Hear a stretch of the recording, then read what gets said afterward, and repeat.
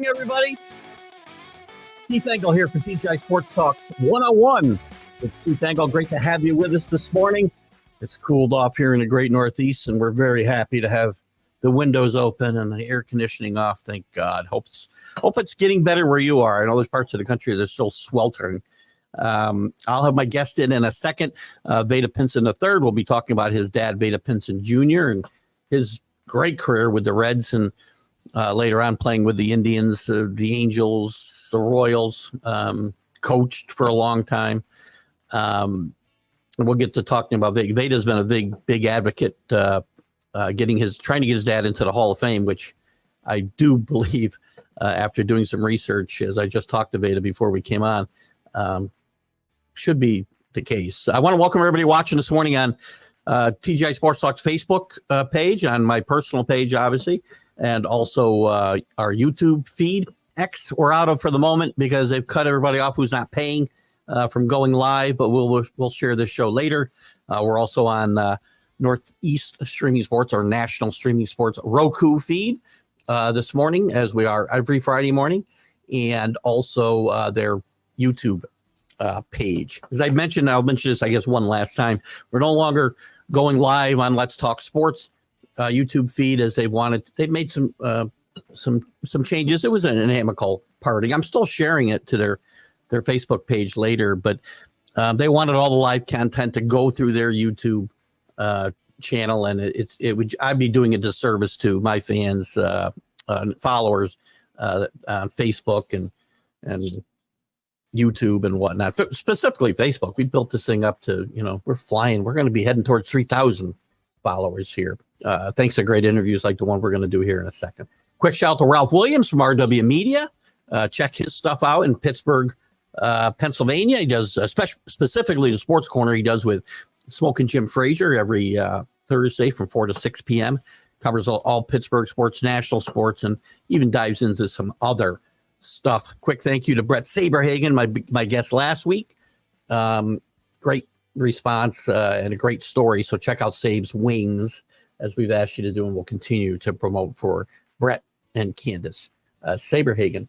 So this morning we're going to have Vada Pinson in just 1 second. His dad played a long time, 18 years, I think, in the majors. The bulk of it and the most, I lost the word I want to use here. Where he played his highest performance was with the Cincinnati Reds, and we'll get into some of those stories that Vada's got to tell, and the comparisons and why we think he should be in the Hall of Fame. I'll throw this out there. One of only two men who have had 2,700 hits, 450 doubles, 250 home runs, 300 triples, and that's 100 triples and 300 stolen bases. You know what the other one is? Willie Mays.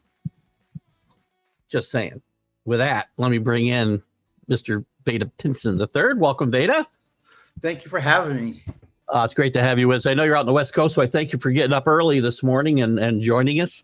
Vada couldn't get his hair done quick enough, so Vada will be joining us only via audio this morning, which is fine. Sorry for that joke. I make hair jokes of myself all the time. So I was looking at your the profile picture you put up, which is a very, very great looking picture. So I had to make a little comment there. But Vada will be with us via audio only, which is fine.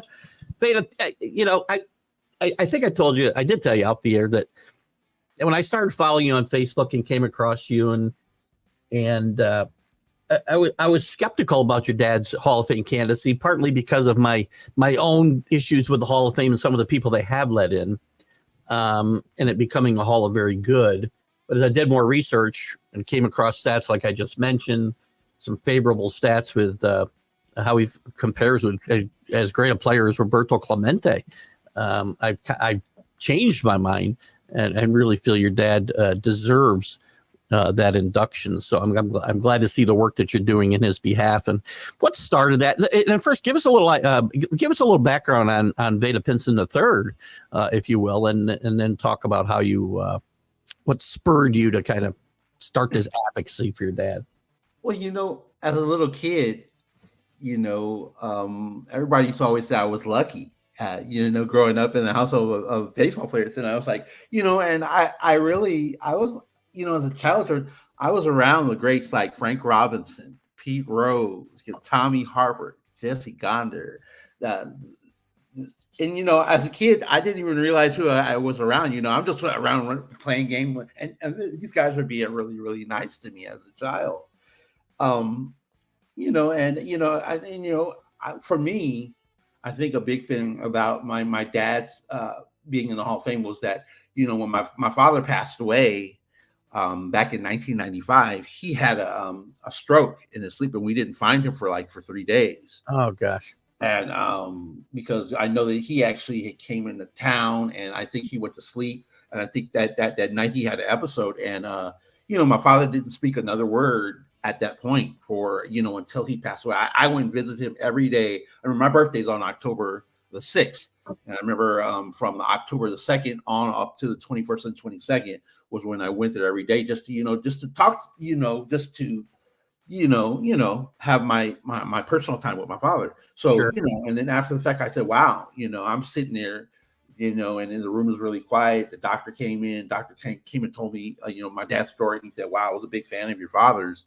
And I was like, wow, we kind of sat there and we chatted for a while. And he said, your father I was a really big fan of his, growing up. And I was like, we kind of shared stories, and everything. And he said, you're a good son. You came every day, even with your sisters. And, and I said, well, dang, as I'm sitting there, and I remember the day that he passed, I was really tired after I got off work. And I went there and I said, dang, who is going to carry on his legacy to be able to show that he played Major League Baseball? And he was at the top of his game in the 1960s. So I remember, at that point, Facebook hadn't come along at that point, Sure. And I was always worried about, how are we going to do this? And, and then Facebook came along, and, it kind of opened up the, for me, because Facebook, that social media page, has really done great for me. And if you look at my page, the majority of my, I don't go on and talk about myself at all, really, that much anymore, or personally, but for my dad, it's all about me. People are sending me pictures of him when he played Little League Baseball. And I didn't, from Oakland, I have a picture of him. If you go on my page, you'll see him in a Little League Baseball uniform standing around, and it looks just like him. His face looks the same. And, it's just, I feel like it's just my job. One of the things my father left me with a lot of unanswered questions. And this is one of the questions that that he doesn't have to answer. He was a great baseball player. You look at that time frame from 1958 to 1969 when he got traded. My father was one of the top ball players in the country. Absolutely, as I we discussed earlier, and in my research, I mean, in that time frame, he finished in the top 10 MVP voting twice. Once he was as high as, I think, third. 4 times in the top 20. And people and I'll point this out to you too, and we'll talk more about this because he was a great defensive player, really fast, as we talked about. And I've had comments about, well, if he's such a great defensive player, why so few Gold Gloves? Only, I think he won 2, if I'm not mistaken, or maybe 1. Only one, 1961. Yeah, and But my retort is, when he played in a decade where there may be more Hall of Famers from the 60s than any other decade in baseball history. I can't document that without looking it up, and I'm not going to right now, but I'll bet you I'm close. So he's competing not just for Gold Gloves, but for MVPs and All-Star games and everything else with the Mazes, Floods, Clementes. Those were the guys who were dominating the Gold Gloves at the time, plus a lot of the other stats. But when you look at the overall numbers, there's no one big one that sticks out, right? There's not 500 home runs. There's not 900 stolen bases. There's not 3,000 hits. But when you look at the overall body of work, he's one of the best players to play in that era, and he gets lost because of the greatness of the year itself, I think. Yeah. Because one of the things that stands out for me is the hits leaders from the 1960s to 1969. Yeah. You look at that list, and Roberto Clemente leads the way. Hank Aaron is number 2, and my father's number 3. I was like, and it's funny how everybody, a lot of people that don't think that my father shouldn't be in the Hall of Fame need to actually just look at his body of work. from his time frame from the start to the end. And it's amazing, but I kind of I understand it, because even me, I remember growing up as a kid saying, 3,000 hits. That's the thing that you have to get to be in the Hall of Fame. But look at how many people don't have 3,000 hits that are actually in the Hall of Fame and played in my father's position and in the outfield. Well, I looked at a couple of guys. I mean, I think about guys like, look, Tony Oliva was a great player. I know he won some batting championships. He gets in with the Veterans Committee or whatever we call it today. I mean, he's a comparable player with your dad, I think. I mean, a Richie Ashburn gets in. I mean, even I look at Reggie Jackson, who had great postseasons and did a lot of home runs. Your dad outweighs him in a lot of different aspects of the game. Guys like Billy Williams. There's a lot of guys those are in his position, and there's a lot of guys that I think he compares favorably with from other positions. I know you have to take position into account, but do you think playing in Cincinnati, the bulk of his most productive years, hurt him, and being in that small market, only getting one World Series, not winning any World Series? You think that hurt your dad? A lot of people state that, they said if my dad had played with the Yankees or even played with the Cardinals, he possibly would have been in already. I don't think so, because during that time frame, the Cincinnati Reds they're the first Major League Baseball team. I'm looking at that and I say, well, wow, the Cincinnati Reds are the first Major League Baseball team, and I would love to know, sit down. I even wanted to sit down with the sports writer and say, hey, why aren't you guys looking at the full body of work? Because Cincinnati is a great place to play baseball. They have my father's memorable bobblehead back in 2019. The Reds had me come out to, Cincinnati, Ohio. I had the opportunity to get back with, some of my friends like Leo Cardenas. And, when he got out there, the baseball atmosphere there is like in Oakland, it's totally different. There were so many people in Cincinnati, Ohio that came out for my dad's bobblehead, and it was like 100 degrees. How many people, are going to, it was so hot. And I was like, it's just interesting. I don't think it really hurt him at all, because, if you're playing with one team he played from 1958 all the way to 1968, that's a long time to be playing with a team that entrusts in my father to play how he played. Yeah. What was it? It's just popped in my head here. At the time, there's no baseball draft, so he signed a $4,000 signing bonus. Today, he would have been making millions. We know that. What made him decide to go to Cincinnati? Did he have other options to sign with? Because at the time, you could pretty much sign wherever you wanted to. That is interesting because when they did the baseball memorabilia thing with the Oakland Ballers and here in California, a lot of people sat down with me and say, hey, the Cincinnati Reds were very smart at recruiting at that point. They had a really smart recruiting because they came all the way to California and McClymonds High School in Oakland, California. Mm-hmm. You had my father, you had Kurt Flood, you had Frank Robinson, all. It's like they Bill Russell too, no? Who? Bill Russell went to that. Bill Russell played, NBA, played in the NBA, was there also, and Frank actually played with him on the very same basketball team. And and they scooped up everybody they could get at that point because one of the things a lot of people don't know is that the Cincinnati Reds had my father, Frank Robinson, and Kurt Flood all at the same time under contract. And, the Reds were so high. And I always wonder because I did research on Kurt Flood. And I was like, well, Kurt Flood was a really good center fielder also. So I'm like, but the Reds were really sold on my dad, and they were. I remember my mom saying that the Reds were calling my father every day, calling his parents. And I know my grandmother was getting upset because, like, hey, you want to see where this goes at this point. And, it was amazing because McClymonds High School in Oakland had all that talent. And you think about it, and if you're in the Bay Area, like they really did a good job, I think, last Thursday in regards to doing Frank and Kurt Flood and my dad. So it's a great thing. Did Frank Robinson, who was an alumni of his high school, as we just talked about, him being a Red, do you think that pushed your dad towards signing with the Reds a little more? Or? Yes, because my dad and Frank Robinson, they were good friends. They were really good friends at that point. I know that when Frank was leaving McClymonds, my dad was there, and I think that how they used to mix up, do a lot of mixing up of the players, that were younger, the younger guys with the older guys, and my dad and Frank were really good friends. So, I think that really pushed it. But, because even Kurt Flood, who my father, loves Kurt Flood, they were really good friends, because he actually talked for my father when my father passed away, when they put him into the Bay Area Hall of Fame here in California.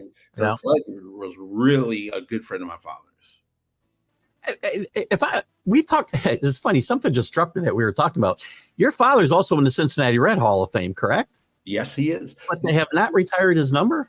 No, they haven't retired his number. My dad's in like his minor league Hall of Fame. He's in the Bay Area Hall of Fame. He's in the Cincinnati Reds Hall of Fame. And if he got into the Major League Baseball Hall of Fame, that would top everything. I have all of his plaques, waiting.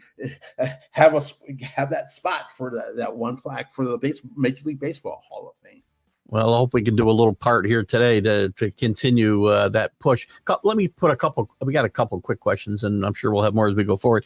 Rick Sherlock, who's one of our loyal followers here, wants to know, and this is one of his normal questions. Did your dad talk about any crazy teammates that he played with, whether it was the Reds or later on in his career? Yeah, wow. This one was one that actually shocked me. My mother had all this information, that she used to always give me, where my dad would come home and he would be really upset. And, my dad would kind of keep to himself. I always remember he would keep to himself. And my mom was like, I remember I'm sitting there as a little kid and he's up to Jack. She said, Jack, my mother's name is Jacqueline, but my dad called her Jack. And Jack, this guy, he's always on me about my hitting, and I'm already established my major league hitter. And guess who he was talking about? Johnny Bench.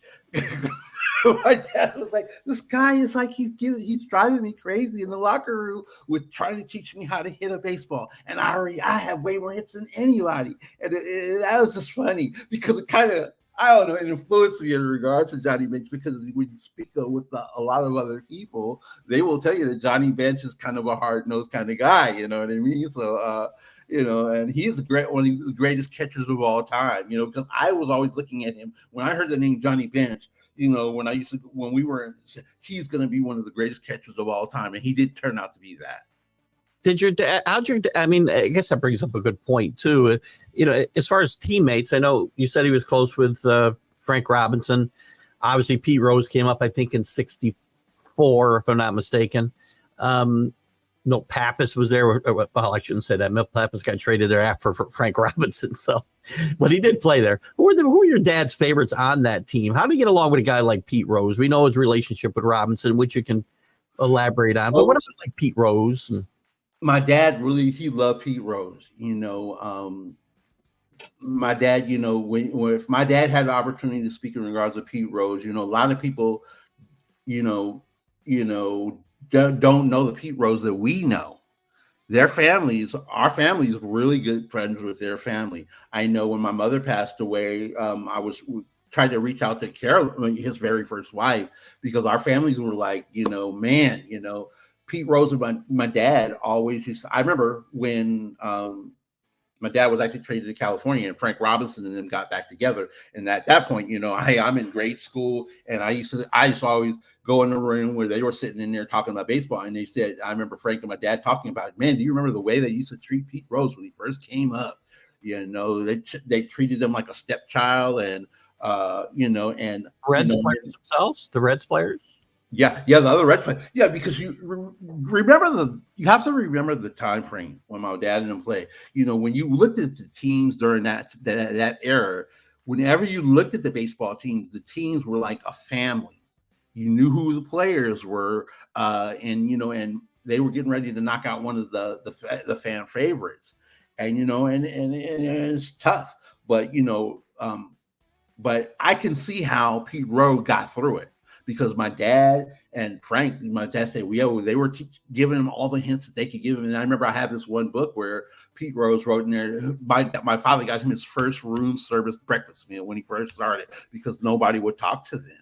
It was a pretty rough time for the ball players, even Frank and my dad. There are stories that you hear, and I actually had one story that really scared me, was where one time my dad was playing in Ohio. He was playing center field, and he said that some guys would come by and they would throw not tomatoes but potatoes at my father in center field. And this was in Ohio, and I was like, it kind of scared me. I remember my mom even told me that they were throwing potatoes at your father, when he played it. So my mother was like gave all this information. I was like, wow, are you serious? And then I had a fan tell me that also. So, it's an interesting time for my dad. Was it so even in Ohio in the early 60s, it was difficult for black ball players like Frank and your dad, any ball players with color, still, even in as far north as Ohio, they were seeing this type of behavior? Yeah. Well, you know what? My dad wanted to move to Ohio. At a certain point, I think my mom said, your father wanted to move to Ohio because he had been with the Reds for such a long period of time. Yeah. And my mother said, "Oh, there's no way I'm going to live in Ohio," because my mom was really scared about the racial climate at that time, because it was really tough. And a lot of the black ball players, they only let them stay in black neighborhoods at that point. So the time frame was really scary. I know my mom said that every time that my dad would leave to go on a road trip, she said she would be really nervous, at times. So she said Cincinnati at that time, but it's changed. But just in that time frame, it was really tough on the players, because I even looked at a lot of things where you read about the one where Frank Robinson had a firearm, and I think that a lot of those guys were terrified. And if you knew Frank the way I knew Frank, the Frank Robinson I knew was always, he looked at me, hey, what's up, Vada? What's up, Vada 3? He'd come shake me on the hand, had the best personality of anybody. I was like, because the Reds kind of, I don't know what really, my mom said she doesn't know what really flipped the switch, because, Frank was, back in that time frame, you have to remember that the baseball players, a lot of Major League Baseball players had a second job. Yeah. And, and Frank, I will say was actually, I thought he was, my dad said, I thought that Frank they would have traded me before they traded Frank. And the Reds management did not like Frank for some reason. And they said my father and Frank had come up with a clique sometime, and it, like they were trying to make the players go against, I guess, the Reds team. I didn't understand it, because it didn't make a lot of sense, because when I'm around Frank and you hear him, you say, it's all smiles and everything. And I just didn't understand it. But then I think when my father actually started helping out Pete Rose, because if you talk to my mother, you always remember, my mom has these pictures, right? Where we, back in those days, the kids got to dress up in the uniforms. They had the father and son games and all that. My mom said that when she first came up, she was so nervous that, like the white ball players' wives would be on one side and the African-American wives would be on another side. Really? And, and that, she said that kind of tells the story, because I have this picture, like, my mom took pictures of everything. And it's just an interesting time frame, So was your dad and Frank Robinson a little bit, I would think he'd have been outspoken. Were they outspoken on the racial issues at the time? Like some other athletes, like the Jim Browns of the world, speaking of Cleveland, in Ohio, were they outspoken? I think my father didn't really become outspoken until after his career, because, I have a picture of him when he went to spring training, of him drinking out of a color-only water fountain. Yeah, I saw that. With the Reds, and I don't, and my father, I don't think he wasn't really outspoken. My father was a really shy guy until you got to know him. Once you got to know him and he got to know you, he would love you, and even Frank Robinson. the same way. I remember the time my dad said, hey, I'm going over Frank. You want to come? Oh, I'm all aboard, because it's Frank. It was Frank. I didn't look at them as baseball players. I just looked at them. They were fun to be around. Two cool dudes. That are really, really good. And I don't know if you ever heard the story about Dave Parker. Dave Parker, the reason he became a baseball player was because of my dad and Frank. He said my dad and Frank pulled up in their Cadillacs. They had identical Cadillacs back in the day. My dad, my father, he loved Cadillacs. I mean, he had a Cadillac every different year. And that's what Dave Parker said. He, as a child, said, I want to be a baseball player. And look at him. He's another guy that I think that should actually be in the Hall of Fame. It's yeah, Dave Parker's numbers, I think, speak for themselves as well. And there's always an underlying story that keeps people out. It's funny, the story you told about Frank Robinson, the story I always heard was they thought he was an old 30. And it sounds like he was traded as much for the fact that I guess parlance of the day would have been a clubhouse lawyer. And they didn't think he was a good influence on these younger players, apparently. Yeah, that's something that got me. I think it's just a time frame. Because when you see what Frank did on, I noticed that, I feel like that even kind of hurt my father's career because they really didn't have anybody come in after that point to really, to back my dad. My dad did have a couple of good years after after Frank left, but still. Yeah. Those two were two pieces of pie. If you look at all the pictures I have of them together, it's just amazing. Frank was a really good guy. I really enjoyed him. And, when he left, it's just, I don't know. It kind of, my mom said it kind of threw my dad off because at that point, my dad and Frank used to talk a lot and, and that kind of stopped at that point. Oh, that's interesting. It's too bad. Yeah. I kind of on the same, in the same vein, Vada, the managers he played for. I mean, how did he get along with guys like old school guys? Barry Tebbetts, I think, was his first manager, but Fred Hutchinson was the guy who was there the longest and most successfully in Cincinnati anyway. But I know he played for guys like Al Dark, who had a little bit of a reputation about racial relations that followed him around baseball. How did he get along with the managers throughout his career? Did he have a favorite that you know of, or guys he just didn't like? I think that Fred Hutchinson was the guy who my dad really liked the most. I know that, speaking with my mom when he passed away, my dad really, was really, really, really sad for him, and I think that, and, in regards to Alvin Dark, that I remember when they were with the Indians, my dad really made a big issue about, they said that he could, him being a left-hand hitter, he couldn't hit American League left-hand pitchers. And they pulled him a lot of, my mom said my dad really kind of got into a phase where, he became, I won't say disgruntled, but, he didn't want to be with the Indians for that much longer. I think because his first season back when he got into 1970, he had a very respectable 286 average at that point, and that kind of got him back up to where, okay, and then Alvin Dark started stating all these different things about my father couldn't do this, my father couldn't do that.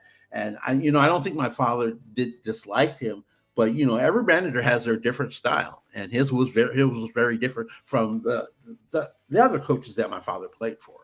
I mean, at that point, you were getting to an age where you could understand a little bit more of this. I don't know if you were around the clubhouse more in Cleveland than maybe you were in Cincinnati, but did you see any of that interaction with Al Dark, or Al Dark interact with other people?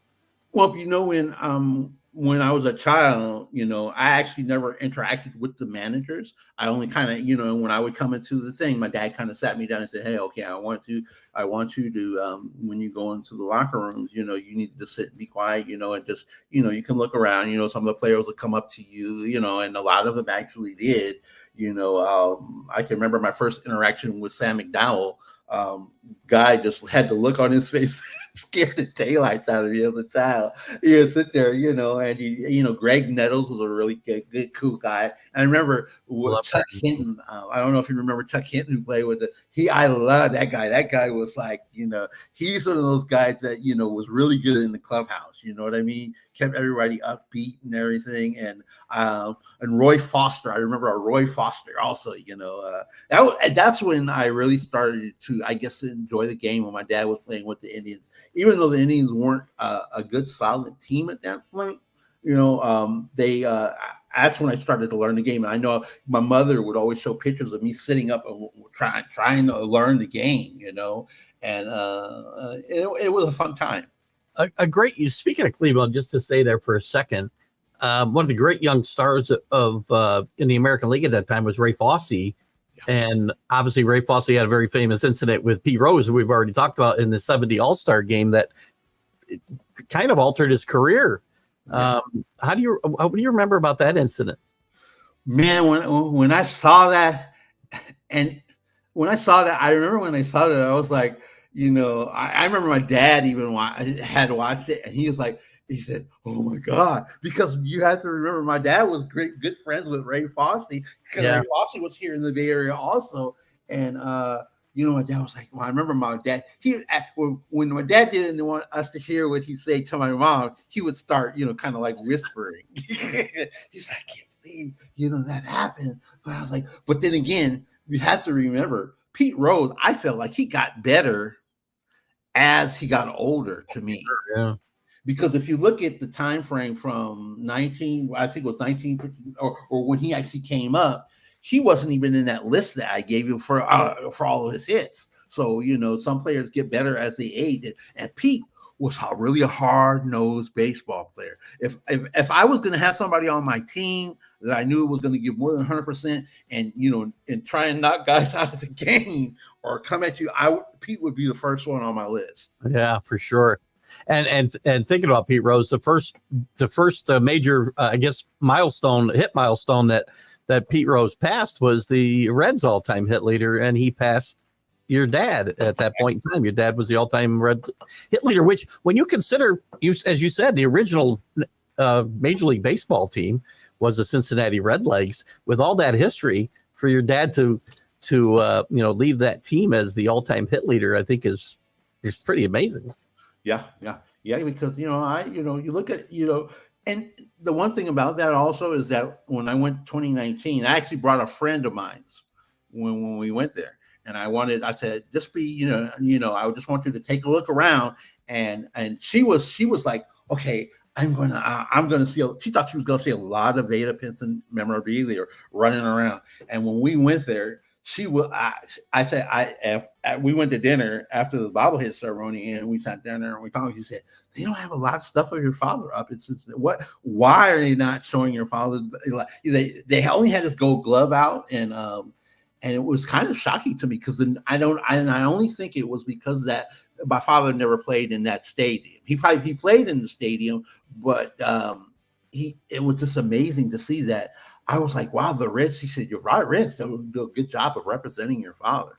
And I said, yeah, you're right. Even though they did do the bobblehead event, I was just shocked, that, you look at the walls. How's his number not retired? That's what I don't understand. He's in the Hall of Fame, but he's not in. They don't retire his number. I mean, is it? Oh, you got to be part of the Big Red Machine to get your number retired there? Well, I would love to think. I was hoping that would, when they did the bobblehead event, I was hoping that, okay, we did COVID and all that. Hopefully, that would come to light, because a lot of people state that. My dad has a lot of fans that their father's number needs to be retired. And they're in Cincinnati, and but then again, I wish, I think this is what I think in regards to my father with the Reds. I think that the Reds, because my father was good friends with Pete Rose and with Frank Robinson, they I don't know. I feel like I don't know what. It's not a good feeling, because I remember when I went there, and I hadn't been to Cincinnati since I was a child, and when you go into that stadium, you can see all the players that the Cincinnati Reds love. I guess I'm going to say management. I'm not going to go as far as saying that to the Reds, because I was like, wow. I remember that night when I got back to the round, I was like, wow, my friend she said, you kind of down. I said, yeah, because, if you walk, like when we took the tour, not even the tour guides even mentioned my father through the whole tour of the Cincinnati Reds, going back into the past. And that was shocking to me. And, and then when we went there, I know one of the people that were walking around, because when the guy came out, he said, hey, we have a special guest, and we have the son of one of the major league baseball players. And the guy even told me, he said, why didn't they even mention your father? Because he said he Googled my dad as we were walking around the stadium, and I was like, I don't know. I don't know what the issue is. There's something out there, but I don't know what it is. It's another thing that I feel like would have helped his candidacy is if he had made it. Well, if he'd played his whole career with the Reds, he would have been part of the Big Red Machine, whether, it was as a star or at that point in his career, maybe he wouldn't have been the biggest star, but he would have been an integral part of the team. That would have helped his legacy, obviously. And they replaced him in '69, I think, with a younger version of Vada Pinson and Bobby Tolan. They were kind of the same player, except Tolan was younger. And your dad never quite had the same numbers after he left Cincinnati. He had one really good year, I think. I'd like to say in Cleveland. Yeah. And not that he had horrible years, right? But they weren't the years that he'd had previous. You had mentioned to me earlier an injury that he had in his last year in Cincinnati. You think that, first of all, I'm assuming that pointed towards why he might have had a decline in his numbers overall? And is it why the Cincinnati Reds decided to move on? Do you think that injury was looked at as maybe more serious than maybe originally? If you look at a lot of the Cincinnati Reds players, you'll see a lot of them don't even get to play a decade with the Reds. Very few. And with my dad doing that to his leg back at that time frame, remember that your players, when they got hurt, they still wanted to play, and they would play. And, my dad had broke his leg, and, and I feel like that really, really, really hit him hard, because I remember my mom always saying that, my dad's love for the game was starting to go down a little bit, because when he got traded after he broke his leg and he got 5 hits. And if you check out my Facebook page, it shows, him coming into home plate like a missile to me, but I feel like he was really, at that point looking for a fresh start, and when he got to St. Louis, my dad was not 100% that whole season. Yeah, because you have to remember, if you look at my page, you'll see my dad and Kurt Flood and Lou Brock. That were all that was their outfield. Can you only imagine? Fast outfield right there. Yeah, that's a fast outfield. Can you imagine if those guys had played in their prime?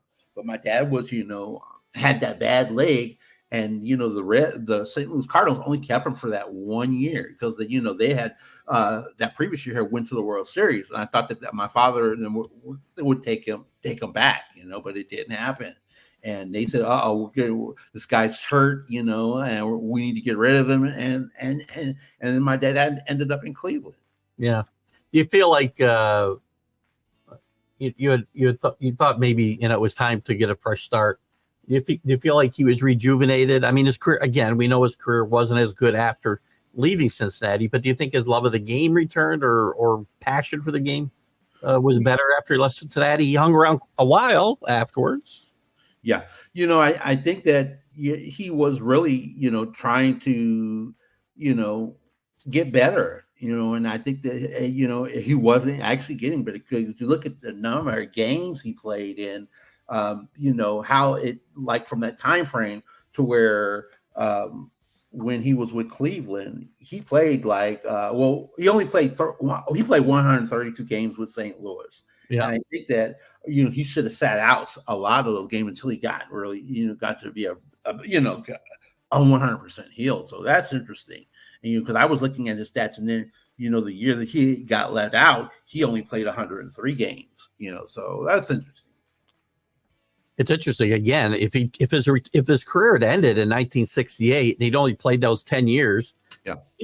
It may have enhanced his Hall of Fame career. Kirby Puckett is a guy I didn't bring up before. I think your dad compares favorably to Kirby Puckett, who was a great player, but had a shortened career because of the eye issues. But that's why I think sometimes that sports writers' opinions of players gets a little jaded or foggy because they stay past their prime years, and that's what they remember is the end more than the peak. And I think that's not fair. Yeah, that's one, because one of the things that from that time of 1958 all the way up to I would say 67, my dad was the cream of the crop of the National League. And I really wondered, because I know I found a card where my dad was with the last team. But actually he got cut before opening day with the Milwaukee Brewers. Yep. And my dad made the decision. He said, you know what, I'm going to call it a wrap. And and he started coaching. But it's still hard for me, because every time some people, they talk, I ask them, I say, have you seen my father's numbers? Have you seen him play? And then they'll say, well, no, I didn't see him play. I just look at the total numbers. But if you're not looking, you're not looking at everything. For me, the things that get me, when I used to love exciting baseball players, like if you see Eli De La Cruz, who plays for the Reds right now. Yeah, his running, the way he runs the bases is like how my father used to run those bases. He was really fast, and my father was an exciting player, because if you talk to a lot of his fans, they say your father was so fast, and he excuse me, he used to play Crosley Field, and there was a terrace that he used to have to play that was really difficult for a lot of center fielders at that time frame, and it's just interesting that people are at that time frame is almost gone. Yeah. On Facebook, I actually posted on Facebook the age group that my father falls up under. And, it's my age all the way up to 70 years old. And, and a lot of people, that's why it's being it's quiet. A lot of people are saying, and if you ever see my dad, they have a picture of my dad when it was with the St. Louis Cardinals. And they were doing a special on Curt Flood at that point. And you see my dad, my mom was like, you see your dad, he's like the shy guy around everybody, because, he wasn't that flashy guy that, my dad did like to dress, have Cadillacs, what have you. He was that guy that, I would pick to have on my baseball team. You know what I mean? He did have a big mouth. He always spoke highly of a lot of the other players also, Speaking of his relationship with Robbie, you said it kind of changed, and I guess it's only natural when you're teammates, and then one gets traded not just away but to another league. They reunited later in your dad's career with the Angels for a year, I think, at least for a year. Did they have the same type of relationship at that point? I think that I think that they knew that was their last big hurrahs. Because at that point, the California Angels were like, we spent a lot of time, I spent a lot of time going down the locker room and talking to Frank. And at that point, it was like, wow, I remember my mom saying, everybody gets old at a certain point and they start to dwindle. But I feel like my dad and they were friends. They were good friends there also, because, we used to go to, I guess, Disneyland with all of our families used to go to Disneyland together as kids, because he always used to give us those tickets and everything. And it was interesting, because when you look at the time when he played for California, the Angels, I thought that, I was hoping, well, let me go into this story real fast. My dad really didn't want to play with the Angels. He wanted to play with either the Oakland A's or the Giants. And look at that time frame, 1971. My dad was not going to get in on the Oakland A's at that point, because they already had their World Championship teams, and the Giants just never took an interest in my dad. I was hoping that that would have been nice to see him play with the Giants.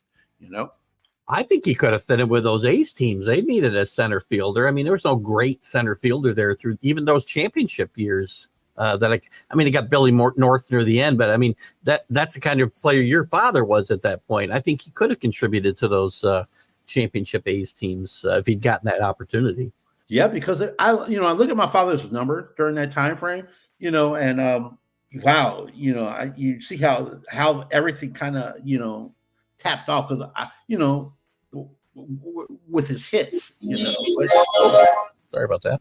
no worries. But it's just that I feel like he could help because he wanted to come home. He wanted to be in the Bay Area. He was actually my dad. Felt like that was coming more of a family man. You know what I mean? Because that's when I think that when my dad was with the Angels, it was like I started playing. And he wanted to come to some of my games. And it's just interesting that it never happened that he got to play in the Bay Area.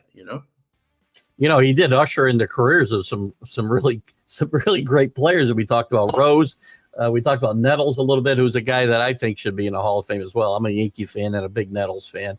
But George Brett, he was there for the the genesis of his career.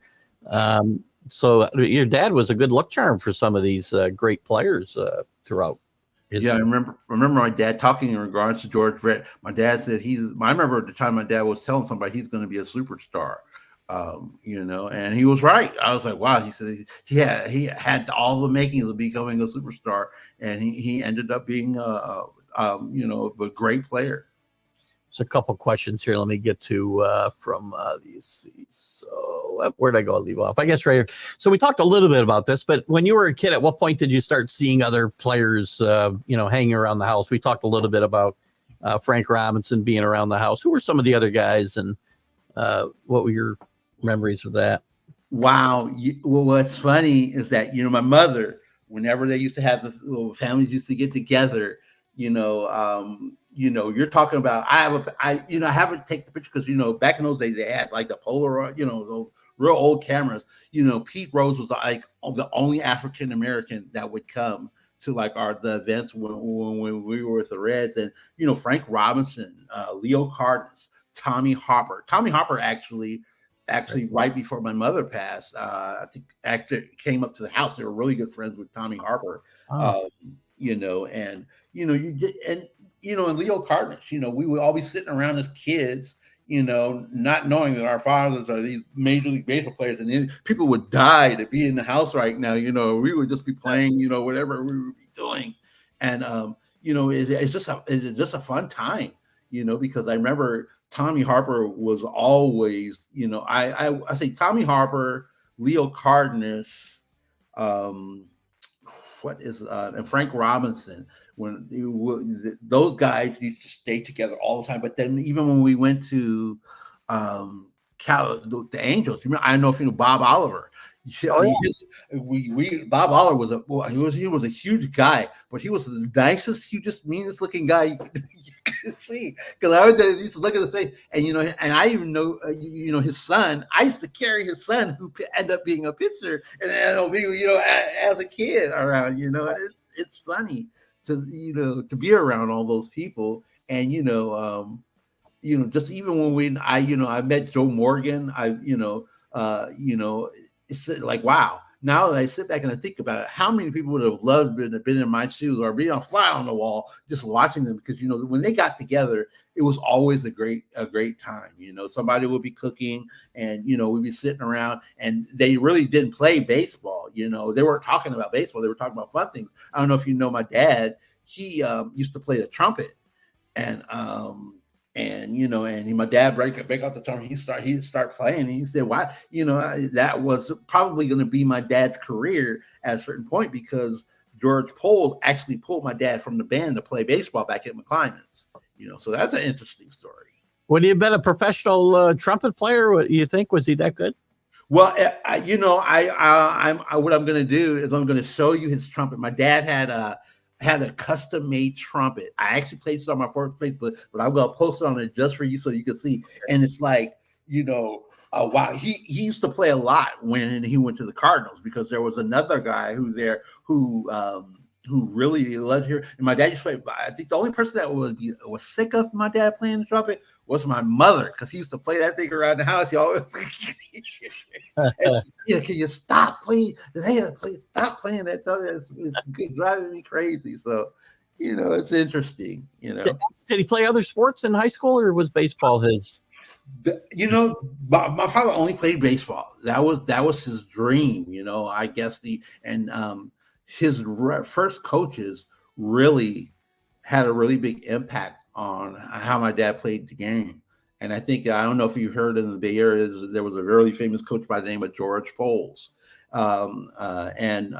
He really, I remember my dad talking about the time he drove me down to Fresno for a baseball function where, he was going to be, talking to a lot of a baseball camp. And my dad said that, George Poles sit down and he told him that, when you become a Major League Baseball player, to make things better, you have to be a professional at the game at all times. Yeah. You can't let them see you get you upset, or just you have to be he said it'll make it better for a lot of the African American players, and I feel like my dad did that job. Oh, I would agree. Did your dad? We talked a little about this prior to going live. Did your dad push you to play sports?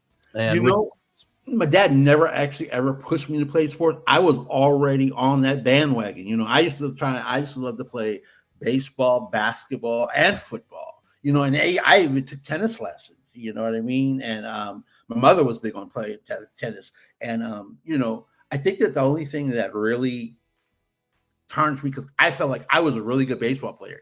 And when I first started playing Little League, I was the only person that could pitch, because I was the only person that could reach home plate. Or with and it's funny because I remember one time I came home and my dad, my arm was hurting really, really bad. And I said, Dad, my arm's hurting. He said, what kind of pitches are you throwing? And he said, hey, what kind of pitches are you throwing? And I said, I just throw fastballs because I want to hear the pop of the mitt. And I remember my dad, that's when my dad started coming to my games. He said, if you're going to be a pitcher, you can't just throw fastballs. You're going to lose your arm at a certain point. And it was interesting because then you just start, knuckleballs, flyers, and everything, and curveballs. I had never heard of them because, my coach was just glad that I could reach home plate. And I think that if it wasn't for my heart ailment or my holes in my heart, I don't know if I don't know, because I went to listen to this. I went to a baseball camp where they had the top players in the country.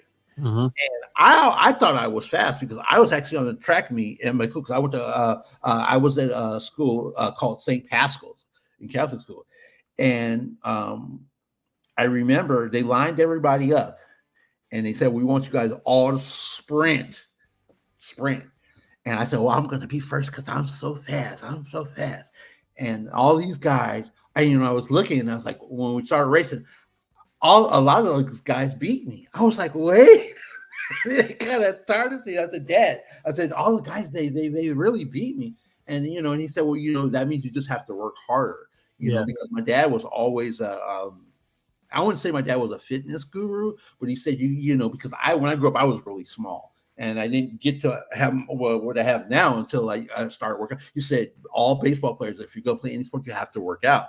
And, but other than that, I think that I really love to play baseball, but then I think I like basketball more. I only grew to be 5'9", and they all thought I was going to be like a basketball player. You know what I mean? Because a lot of the coaches from the high school would come and say, "Hey, you want to? Are you going to come play? You want to come play for us?" And but my mom was really, one of the things about my mom was that when they really started looking at me when I was younger, because I knew that they were looking at me, but then again, at St. Pascal's, I was playing. I was really good.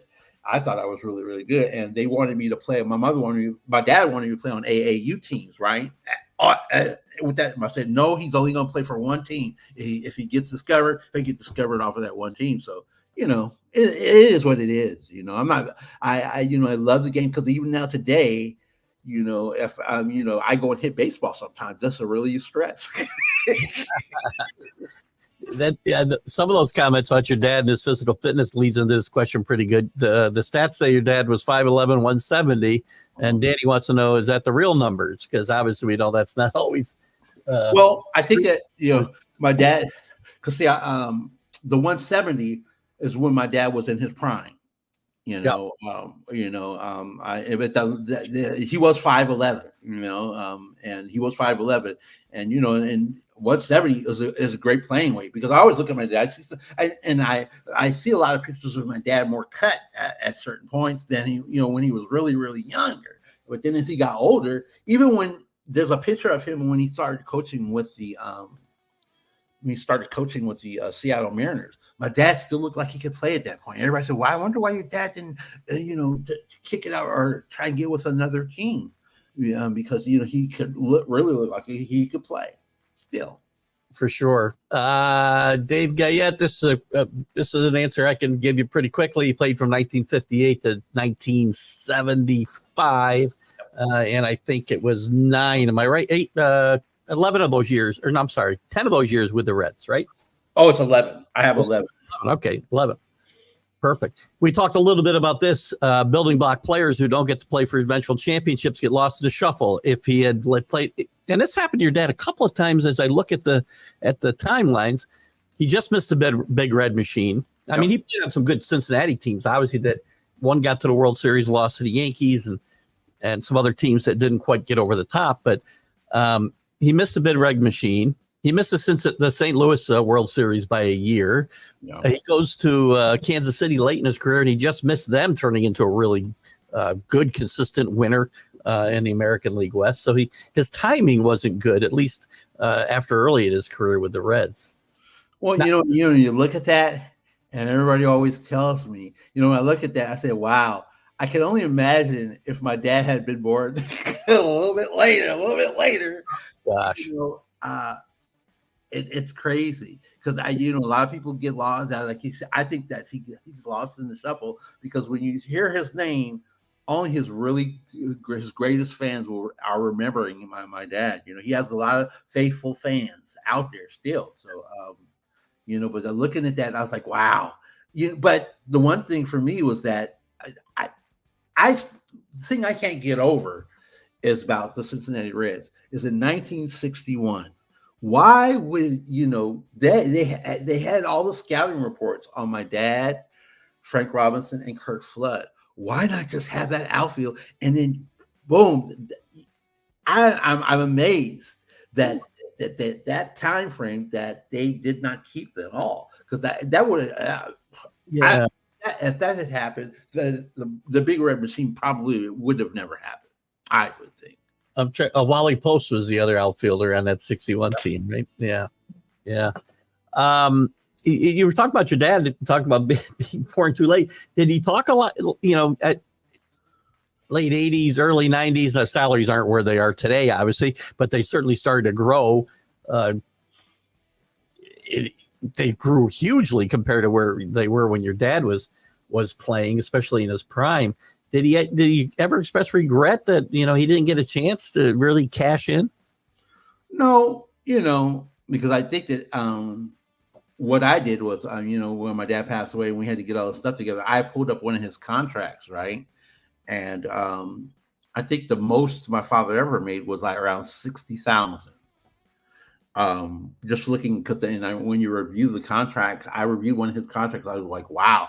And then even the coaches, wow, I'm sorry. When he was a coach, he didn't make a lot of money at that point either. And I was like, if you saw that, you would be like, wow, I would be like, why are you doing this? I think, my dad wanted to become a manager, if you stick around long enough, that it might have happened, Well, he coached for almost 20 years, right? I mean, 15 years anyway. Why didn't you think maybe he didn't get a chance to manage? When you talk about that, when you talk about, baseball is, I'm on a lot of groups where people say, I just think that they don't have a lot of black managers in Major League Baseball. Only certain guys are going to get that opportunity, because one of the things that even with Frank Robinson, when Frank became a manager, I was actually shocked. I was wondering why Frank didn't pick my dad up and as a coach, you know what I mean? Because when you hear Frank talk about my dad was like a hitting guru, and it's just that, it goes back in time. But, I think that my dad, that was one of the things that he really wanted. I remember when he was with the Marlins, and I really feel like that's something that he wanted, but he didn't get it. So, baseball is a tough sport for African Americans generally, because the numbers are dwindling as we speak. Oh, players, yeah. I mean, Latinos obviously have gained and passed blacks long ago, right? And yeah. I mean, that's a great point. I'll ask you that as a person of color and somebody who played sports. Why are they not playing baseball? Why are we playing basketball and football more? I mean, the money's good. The rigors on your body are probably less than football for sure. What are your thoughts on that in general? Kind of off the. What you have to be, I guess you have to really, really love the game, because, I love the game so much that, I like, and you always see, like when we went to the Oakland Ballers game, it's kind of like you can see, like, my mom would always say that my sisters hated baseball, and they hate the game because you have these pictures of them falling out in the stands, because it's so hot. But then again, baseball to me was fun, but for everybody, it's such a long, drawn out sport. I think that's it, and you have to really, when you look at that, like the guys that have played the game, they were really good at it, I just feel like, and even here, I live in the Bay Area, and you don't see a lot of teams in the Bay Area, like in Oakland, California. You hardly ever see all black baseball team of little leaguers. You know what I mean? And I think it's just because of the baseball. You have to be really skilled to play Major League Baseball, and you have to put in the work. You know what I mean? Because I remember, when I first started out, when I was in Catholic school, a lot of the guys just quit because of the 9 innings was too much for them. I remember I was like, I was wondering why I was playing in a game, and and our left fielder, it was funny. He just started running in, and he says, "I don't want to play. This is taking too long." All right. Like, I think it's just the love of the game, and you hear a lot of people speak about it's just a love of the game. The people that show up at baseball games, they really love it, and I saw that, and I got that feeling back on Thursday, where you see people, they sit back in their chairs, and you get to sing that song, "Take Me Out to the Ball." I was like, I hadn't sung that song in so long, and last Thursday I got to sing it, and those are the people that really love the game. It's just a tough deal for some people to get involved in it. It's still a fun game, especially to me. Sometimes on a minor league level, there's more excitement in the ballpark than there is on a major league level. What would your dad think about the way the game's played today? We talked a little bit because you got put up a video recently, and we discussed how quick he was down the line and how he beat out a simple ground ball to second base, which I'm sure he did more than that one time. What would you think about the way the game's played today in general? Some of the rule changes and the way people, 99% of the players playing today would have got thrown out by 20 feet on a ground ball to second base, a routine ground ball. I think that the game has changed so much that he would say that, that, wow, they looks like they've gotten away from a lot of like bunting and, but I like the way the game's played, even with all the changes, but I just think that, he would state that, like you just don't see a lot of fast players until you saw Ellie De La Cruz. And I was like, wow, every time I get the chance to see him, and it's just for the excitement of the game, because the game is, a lot of people don't like to sit through no hitters or perfect games because, it's not a lot of action. I do, because you're sitting there because, I got the chance. I got one last Thursday. I sat right behind home plate, and I was looking at the guys, how, this one guy had an amazing curveball. I like to get into it. And my friend kind of got mad at me because I was ignoring her. And I was like, because I'm watching every pitch, so, I think that my dad, baseball is baseball, and I wish that the one thing about Major League Baseball, I wish they would do, is give the old players their due. Yeah. Because when my dad played, and Pete Rose played. Those guys, they put their lives on the line. You know what I mean? And they played the game, I feel like, the way it should be played. And even though when guys get hurt, I understand that. Okay, now you want to get yourself better before you go back onto the field. And my dad and them, they didn't do that back in those days. They played hurt. Yeah, it looks like the money they're making today is built off the backs of guys like your dad and Frank Robinson, and guys who are. I mean, they made a decent living as they progressed in their career, but not like we are today. And they certainly had to go a lot of years and not make hardly anything. What was your dad's favorite city to visit and play in?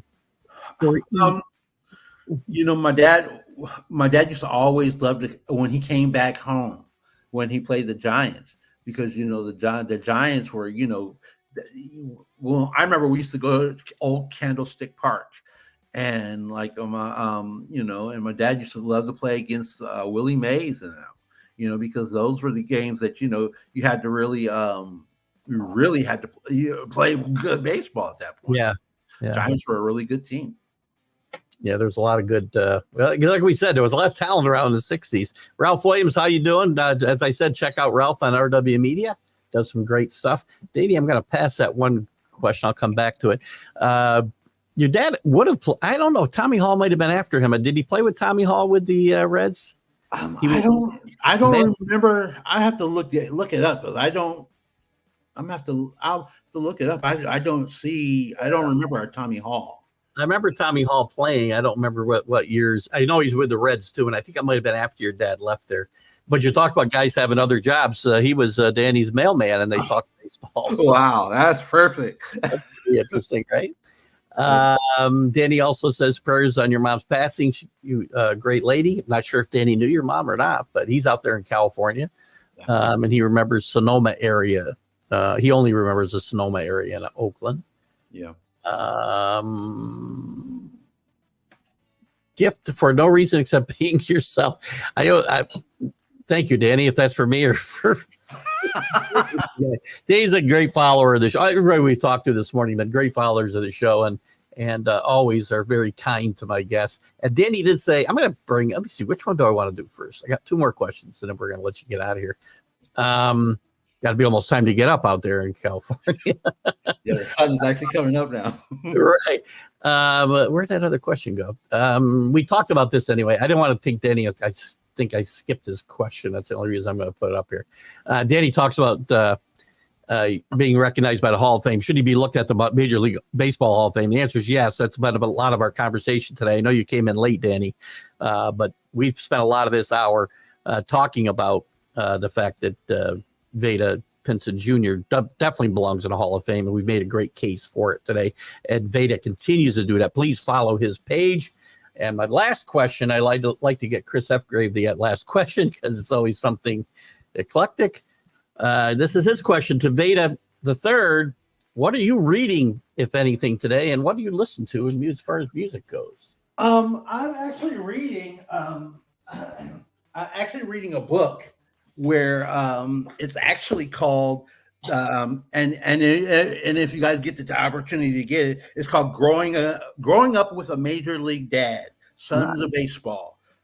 Mark Braniff is the author, and it's a great book where they've interviewed sons of Major League Baseball players, and actually gave my piece on it also. So it's really interesting it's an interesting read. I was actually shocked when he said, "Do you want to do me?" And you have a lot of let me see. I was actually, bear with me for a moment. I wanted to give you the names of the people that are actually. We got Roger Maris with his son, Larry Doby, Henry Rodriguez, Mariano Rivera. Then there's me. And hold on, oh wow, look at it. Yogi Berra, Dave McNally, Jake Aker, Boog Powell, Gil Hodges, Tony Pena, Jim Bouton, Leo Cardenas, Bobby Richardson, and Mike Hargrove, and Ron Guidry. They're all in this book. And if you want to it's a great book. He actually sent me the book, and I been reading it. I just started reading it. I think it was a couple of weeks ago, and it's a great read. You know, you get to hear what the fathers were like. They're not only baseball players, but they're fathers. So it's a good read. I will get out there and find that for my Kindle, hopefully. And what kind of music is Vada's favorite? Your favorite? My favorite music is, like my father, I am a Marvin Gaye fan. Marvin Gaye. My dad loved whenever I remember that whole trip down to Fresno, my dad, all he listened to was Marvin Gaye. And I'm a big fan of Marvin Gaye. You know, I'll hear songs of his, and my dad would love. My dad said that man, that is one small smooth brother. I love his music. Cool. Well, I usually end on that question, but Danny put up one more that I will. The veterans can still vote Vada in. He was on just to give you a little insight, he was on the normal ballot for, and you can correct me if I'm wrong, the full 15 years you can be on. Never, somehow, never got more than 15.7 or something % of the vote, which is shocking to me. The fact that he's not in is shocking enough. The fact that that's as little as he garnered as his high is shocking enough as well. But the veterans can still get him in, which is why Vada is on the crusade that he's on here. And you guys can help out by following Vada's page and sharing some of the stuff that he does. If you agree with the fact, like he and I do, that his father belongs in the Hall of Fame. Yep, perfect. Yeah, no, I think that 15.7 came was his right when my dad passed. I was like, well, I felt like those are kind of some sympathy votes. You know, come on, guys, do the homework, review stats. You know, that must have been like his last year on the ballot, almost, right? Yeah, exactly. Well, Vada, I appreciate you getting up early, spending this time with us and my guests. And hang on one second, I'll say a proper goodbye to you. Guys, I want to say thank you to you for tuning in. We'll be sharing it to all the normal groups and some of the new Reds groups I've joined to share this with. And we'll see you Sunday with the Stream of Consciousness. And we'll see you this afternoon, actually, with Drew Ehrlich when we do our Major League Baseball update. Look at how bad our preseason picks were. So we'll talk to you then, guys. Have a great week. Every morning or this afternoon. Have a good